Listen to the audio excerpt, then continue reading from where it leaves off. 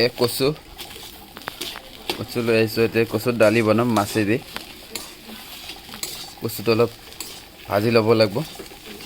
মছলা চছলা দিছোঁ, দি কিনে ভাজি আছোঁ। এতিয়া অলপ ভাজা হ'লে পিছত পানী ঢালি দিম। এইফালে মাছ লৈ আহিছোঁ, লোকেল মাছ, পুখুৰীৰ মাছ হয় লোকেল। নিজে পুখুৰীৰ পৰা মাৰি লৈ আহিছোঁ। দিলোঁ এয়া কচুত পানী দিয়া হালধি এই চাই লওক।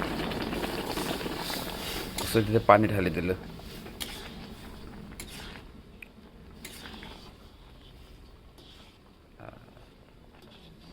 কচুৰ কালাৰটো কেনেকৈ হৈছে, বঢ়িয়া কালাৰ হৈছে।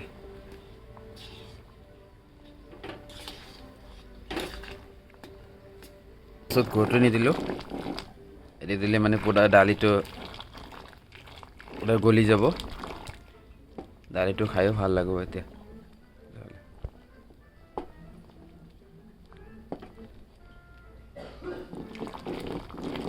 কচুৰ দালি ইমান ধুনীয়া চেন ওলাইছে দেই, বহুত টেষ্টি। আমি কচু এইগিলা গৰম পানী কৰোঁ, গৰম পানী কৰি কিনে কচু ঢালি দিওঁ।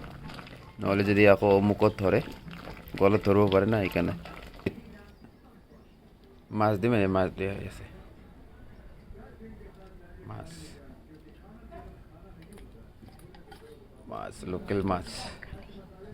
লোকেল মাছ দি দালি, কচুৰ দালি।